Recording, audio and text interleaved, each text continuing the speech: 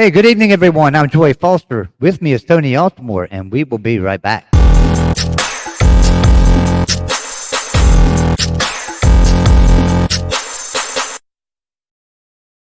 Hey, everyone. Welcome into the Voice of College Football, West Virginia style. I've got Mr. Tony Altimore, college football strategist and analyst. And find him over on Twitter at TJ Altimore.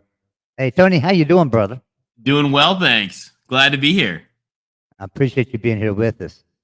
So, Tony, I'm going to bring you on because there's nobody that probably would know this better than you. Let's talk about the House NCAA ruling here. So, House versus NCAA settlement. You want to talk about this a little bit and tell us about what happened here with this 2.7 billion? Well, I mean, there's a couple different levels to this. This is the lawsuit. It's actually several lawsuits consolidated. Now, by the way, this may get a little disrupted because there's a couple lawsuits they're trying to lump into this that don't want to be lumped into it. So we have to see exactly how this is going to all fall out. But this is the lawsuit of past athletes suing the NCAA and then the 5 power conferences because they are arguing that the NCAA's illegal rules and the courts of those rules were illegal, that prevented them from earning money. The NCAA, because they had the illegal rules, they owe them money that they prevented them from making. So not much to angry fans who are going to type in the comments. There's not much question. The laws were illegal. The NCAA was wrong in its actions for decades. And by the way, the NCAA was warned of this with the first one of these lawsuits in 1951. And they always did things so that the lawsuits never actually finished out. But this goes back to 1951 when the University of Pennsylvania fought them about it. So, I mean, this is not like a new thought here. And the NCAA's strategy was always to try to just prevent the case from actually getting all the way through the courts. And, they could only keep that charade up for 73 years or whatever. So congratulations on 73 years of illegal charade, but they made it work. It seemed like I'm sorry to interrupt you, Tony. I'm going to ask you this real quick. Didn't the players get together at one time and come to an agreement and offer the NCAA to settle for $2,000? During the era of the O'Bannon lawsuit, which the NCAA lost, by the way, in front of this same judge, they had lots of opportunities to make this work, and they just didn't want to. So they thought they could keep this charade up for a while. They should have lost with Jeremy Bloom. They should have lost at lots of times along the way. But again, their strategy was to take so long, take so many years to fight it out that you'd eventually give up. And eventually it couldn't keep it going. It's like bailing out the water with buckets. You can only bail it out for so long. So they've lost. So the issue here with this settlement is there's a couple components to it. One of the components is back pay. So over the next 10 years, there's going to be a $2 billion settlement of back pay to past athletes who were denied the opportunity to earn money. So that is going to be paid by the NCAA. Remember, the NCAA made these rules. So that's being paid by the NCAA through a combination of its own money, cost reductions, and then a reduction in the amount of money that it gives out. Remember, the NCAA makes its money off the college basketball tournament. First of all, remember the little schools, they don't have to write checks. They're just going to, in the next 10 years, get slightly smaller checks from the NCAA. They don't have to pay anything. They're not losing anything. They're just getting less from the NCAA. Okay. Now, I'll give you an example of this. Let me give you guys an example of this. The whining from the little schools is a little bit like if you have rich grandparents who give you a big Christmas present every year, and then something happens and your grandparents can only give you a slightly smaller Christmas present every year. And that's what they're mad about. Like the Big Sky is really mad about this. But you know what? Hey, Big Sky, you didn't earn any of that money. Right. You're not earning any of that money. The Big Sky basketball winner, Montana State is not making money towards this meaningful money towards this basketball tournament. Who's making meaningful money towards the basketball tournament? Cincinnati, Duke, Houston, North Carolina, Michigan, UCLA, Arizona. That's who's making the basketball money. Remember, the NCAA's money comes from basketball. The other thing is, for all the years the NCAA was enforcing illegal rules, these people weren't saying, you know what, I think this is wrong, we should be paying the players. No, they all voted for it. They're all, the NCAA as an institution, which is made up of its, I don't know, what is it, 1,200 members or, whatever it is off the 3 divisions. They all made the rules and they're all responsible and they're all having to pay the price. And some of them aren't happy about it. So the ones that broke the rule in the past, though, like they all broke the rule. The rules were illegal. Right, they all broke the rules. Right. They all broke the law. The rules were illegal.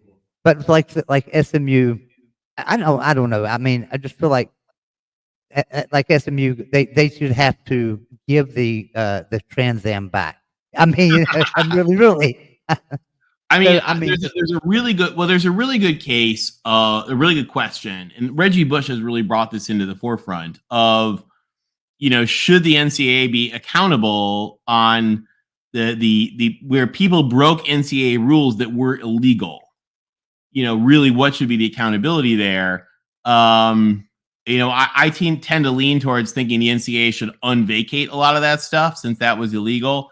But the thing is that nobody was really, a lot of those people weren't making a case at the time that they were like executing their legal rights. They were just sort of cheating. Like SMU wasn't being like, hey, we believe that we should be allowed to do this under the Sherman Antitrust Act. They were just cheating. So you can kind of make that argument either way. Now, when Reggie Bush's Heisman thing, that's from the Heisman Trophy. That the Heisman actually took that, not the NCAA, right? Now the interesting thing with that is that the Heisman Trust took that away but their justification for it at the time was that because the NCAA had ruled Reggie Bush to not be an eligible player that season, the Heisman Trust, or part of that season, whatever, that the Heisman Trust said, our rule is that I don't know exactly how their rules work. You have to be a college football player. Therefore, he wasn't eligible. Therefore, we're taking it away. They then made the fairly extraordinary gesture, but they did it, by the way, thanks to the lawyers. I mean, this was, and by the way, some people didn't read all the way down the press release. The last 2 paragraphs of the press release were thanking the lawyers from both sides who'd worked it out. So this was all about lawsuit as well. Don't be fooled that this was a moral stand. This was all about these same lawsuits as well. And by the way, the Heisman Trust was advised by some really good lawyers from Paul Weiss. When you spend an entire paragraph thanking the lawyers from Paul Weiss, that means that was a big piece of it. But the Heisman Trust took the step to then, change their mind and re-award the trophy, given what's going on in the broader legal scheme. So when we talked about this for just a second. There's and I'm gonna let you know, this is more about understand this stuff. It's investment fund and capital company trying to come to the rescue for some reason of $2 billion for the athletic departments across the country. This is interesting. Go ahead. Sorry. Go ahead. Oh, the whole idea of more private equity firms trying to get into college sports is really interesting. Where private equity is really effective, what it does so well is to link people who need capital with capital.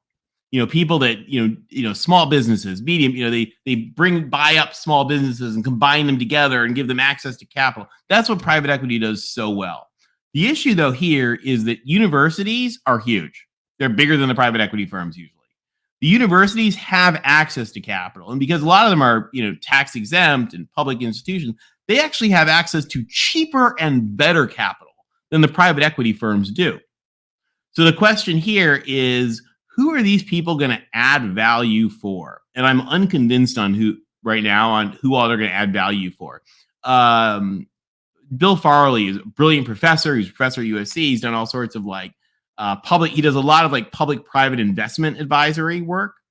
And he compared this to, those people who have those signs we buy ugly houses.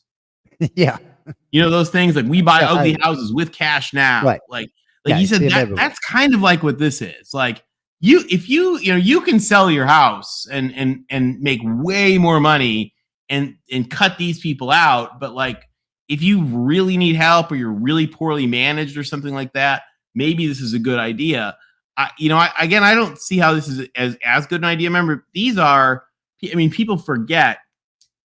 You can look at this and say UCLA athletics is a $100 million business. UCLA athletics is a $100 million division of an $11 billion business, like right. Again, which is by the way a division itself of a $51 billion business.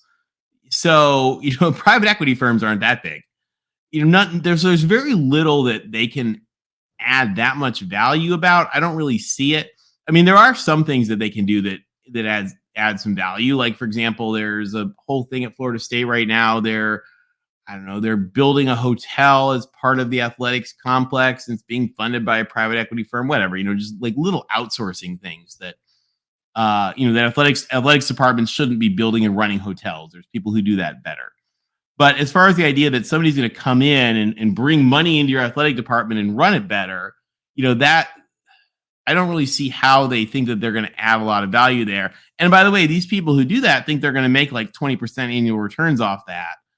Universities don't like people making big money off them because usually they can, if there's big money to be made, they can make that big money themselves, and they like to do that. So, I like how you compared it there to we buy ugly houses. It's fun doing that, and it reminds me of the reverse mortgage idea too. Yeah, yeah, it's the same thing. So.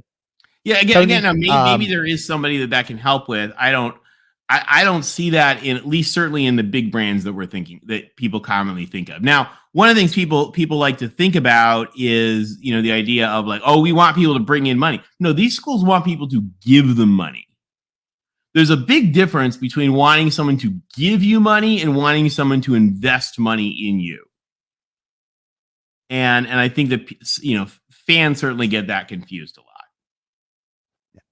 Hey, Tony, so tell us where to find you over on all your social media platforms and things that you do. Sure. The easiest way to find me, you can usually find me on Twitter at TJ Altimore. It's right there on the screen. Love to meet folks and engage with them, and glad to have you guys all. Yeah, and we always see you around somewhere in like on a show, right? I watched a show just last week you were on, and I was like, hey, I didn't know Tony was on, ever on this show. So, you're like everywhere on there, and you're a good friend of the Voice of College Football, and we appreciate you. Always glad to help.